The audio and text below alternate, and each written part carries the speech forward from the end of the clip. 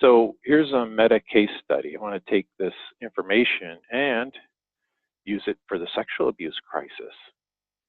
And people are arguing, different ways of looking at it. I think they all have some aspect of the truth. So it's a crisis of culture. It's a sexual revolution. There's no meaning in the sexual act. So, this is simply a logical consequence, And Catholics' resistance to the culture has always, been very poor. So we're the same as far as divorce. We're the same as contracepting. And, why is it any different in the clergy? So there's the culture argument. So I would call some of it being institutional narcissism. Bureaucracies always function at their own convenience. You may set up a something to serve the poor. At some point, though, you can get overly focused on your own survival. So you're not doing things. So Mother Teresa, they started doing fundraising and, did all kinds of things around that. And she wanted it stopped. So at some point that stopped because she was well known enough and, money just came in anyway.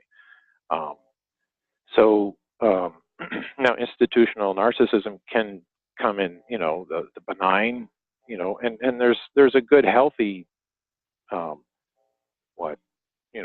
boundaries, or you need, a cell wall always needs some cell wall to say, this is not us. So there's some healthy, but then it gets over focused and that becomes the narcissistic side.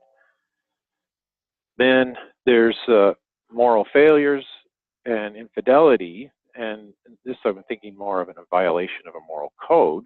So on the personal, it was a failure to live chaste lives, sexual lives, on the part of the clergy. But then there's an institutional infidelity where they're not church, they're not teaching the church teaching. So that's, Humanae Vitae, theology of the body were ignored. But it's not just a problem of ethics. It's not, the violation of the moral code. It's the ethos. It's the lived experience of living out the ethics, and that can happen on a personal level and an institutional level. So that's that piece there. So some argue that it's seminary formation and emotional immaturity, and yes, certainly, check. But I think it's, obviously much more than that. And then there's personality disorders. Greg Bottaro is talking about, the narcissist and the sociopath, and, they tend to abuse power and abuse other people. And at the root, I would say most fundamentally, it is sin. But my fear here is that it makes it an individual problem, and it is not. It's an interpersonal one. So just the level above, the second most fundamental thing, I think, is that, well, it's a logical consequence of fatherlessness, and then the sexual abuse crisis is a crisis of masculinity and of fatherhood, both biological and spiritual, and at all three levels of the crisis. So we have the perpetrators and the victims, and then there's those who are silent. So we saw, with animals, with elephants, that sexuality and aggression come out when they're fatherless. And so with the perpetrators, this is what we have. The perpetrators were failed by biological and spiritual fathers. They failed them. No one facilitated this self-control of sexuality and aggression and helped them curb their brutality. Then you have the victims who are on the passive side. Their sexuality is not developed enough, or their aggression is not developed enough. They don't have enough valor. They didn't have spiritual or biological fathers to help them right order that and move them away from passivity into valor. And then you have the silent ones who are also passive and are in the same boat as the victims, and needing to be moved out of that passivity into valor as well by spiritual and biological fathers. Now, if this feels like it's overstated, we have Ollinger's, I think that's the way you pronounce it, work on the altruistic personality, where they found that the way fathers fathered their children produced those Holocaust survivor rescuers. So they stood up to power, and so I see this fundamentally as a failure of fatherhood and masculinity. So we can see the distortions with the perpetrators and the victims. There's distortions of chivalry on the valor side, the brutality, where the father becomes the controller, the priest the betrayer, the prophet the persecutor, and the king the tyrant. And on the passive side, on the meekness side, we have the father who's absent, the priest who's a victim, and the victim is, well, we couldn't do anything. We were scared. And fear comes into this. And then you have the prophet who's a coward and the king who's an enabler.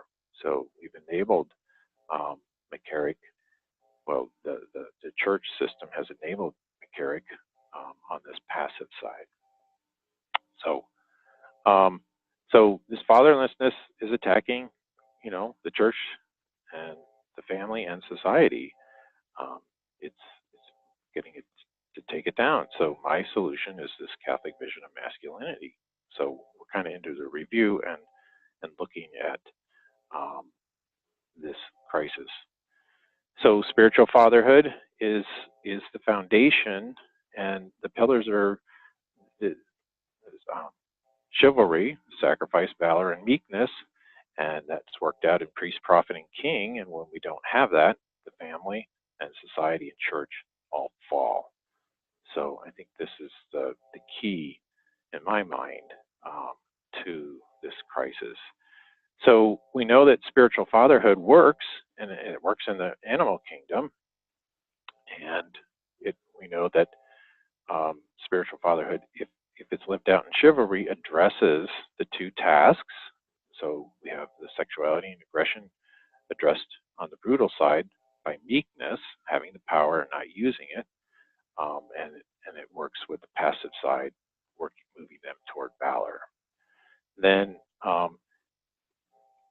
everyone, the three levels of this crisis have all forgotten the sonship, that they're beloved sons in different ways, but they don't know who they are. The Brotherhood of Bishops did not work on this situation. They did not, and they didn't function as husbands taking care of the bride of Christ, and their spiritual fatherhood has crashed on this. They're not acting for the good of others. And then with the priest, prophet, and king, what should have happened was, speaking out in valor and, speaking the truth in love, confronting people. And the ones who were silent, didn't sacrifice. Then the kings failed because you're trying to order the gifts of others for the good of all. Well, they're not ordering the gifts of others. They're ordering it for themselves and their own pleasure. So they failed as kings. And the opposite should have been happening. And if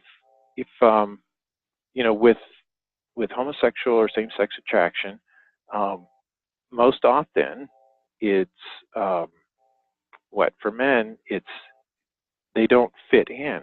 It's like 40 or 60%, I can't remember, have poor eye-hand coordination. And then if a father's doing his job, you're going to discover the gifts that the kid has and develop them, and also connect them to other men and other boys that either have that gift or make room for that gift. So it's a tremendous failure on the king's part. And then also on the priest links the human and the divine. So when we love, we bring God. So the fathers, biological, spiritual fathers, didn't penetrate their biological or spiritual sons' their lives, with love, so that they could experience and bloom, flourish. So that's my take on this slide. So there's a problem with the head and the heart. Those are divorced.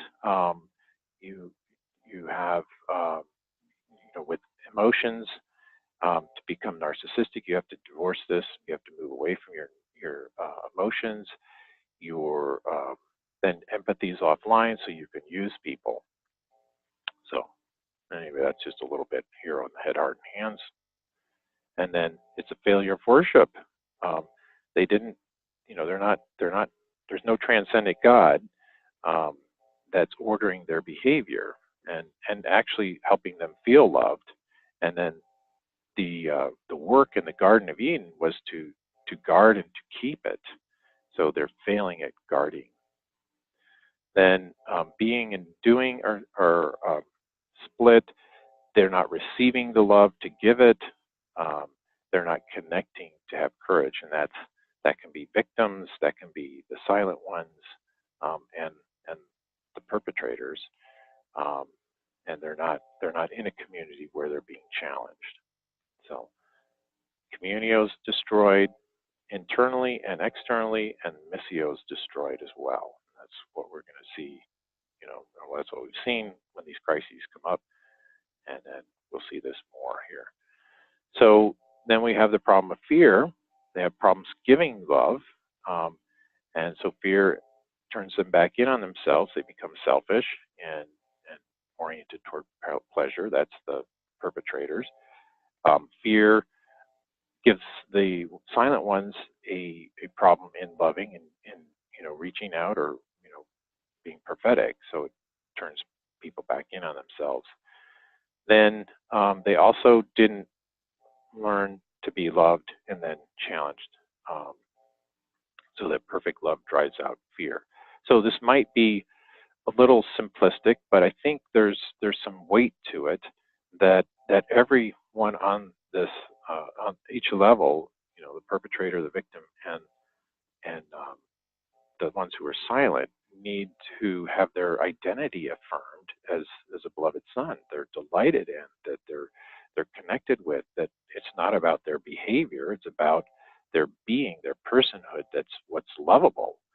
And then, when they can experience that in their head and heart, then you can challenge them to live that out in a greater way. So in a little less extreme way, I suppose, this is every counseling session. You're trying to get people to experience love so they can love more. So there's the Abba Prayer. This is a summary of it. I always use this outline of your first loved and then challenge, and then I'm just going to read through this. So, Abba, make me know my true identity as your beloved son so profoundly that I live out my spiritual and physical brotherhood, husbandhood, and fatherhood in active service to others. Help me become fully who I am by always remembering who I am in you. Drive out the fear and senselessness in my life by revealing this love to me, that I may encounter it, experience it, participate deeply in it, make it my own, not just in my head, but in my heart, so that my hands only do your will. Help me to receive this love as a little child, but also to put aside childish things so that I can become a man and obtain my eternal reward in your kingdom. Then this is the challenge part. I will then take up your challenge of your demanding love, and following St. Joseph, perfect spiritual father, I will live out the summit of my manhood as a spiritual father, exercising the virtue of chivalry as priest, prophet, and king to fulfill the prophecy that God will turn the hearts of spiritual fathers toward their children. Then, Holy Spirit, help me cultivate the virtue of chivalry in myself and in others through a life of sacrifice with extreme meekness off the battlefield and extreme valor on the battlefield. With my meekness, which is having the power to fight but not using it, help me create safety for women, children, and the vulnerable. With my valor, help me oppose those who are brutal to or dominate others.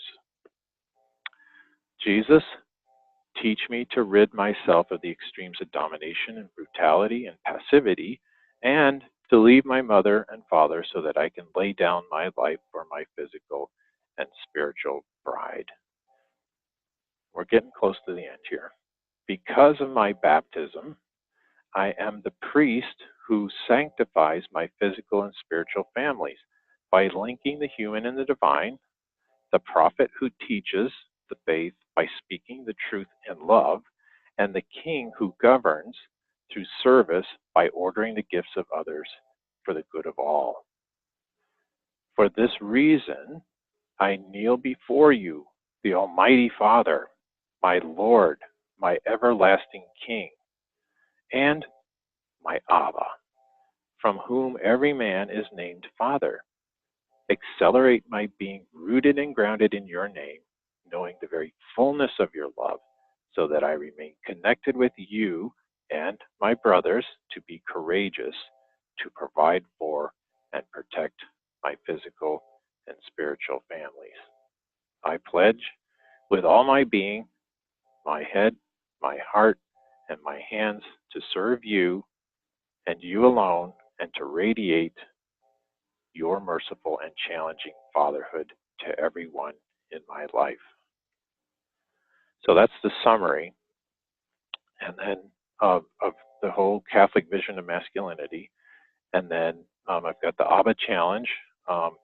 There's a video on this website, abbachallenge.com, and I don't have it hooked up right to play it, but it's a really beautifully done video. If you haven't seen it, go and watch it. And it's set up to do three things. The Abba Challenge is a text ministry, so you get these reminders and challenges. We take a little piece of the prayer, and then that's to help build a daily habit of praying the Abba Prayer. It's very rich, so it's you need to take it in small chunks, and then it helps form your identity as a beloved son, and to know and to live your spiritual fatherhood as an ordinary hero.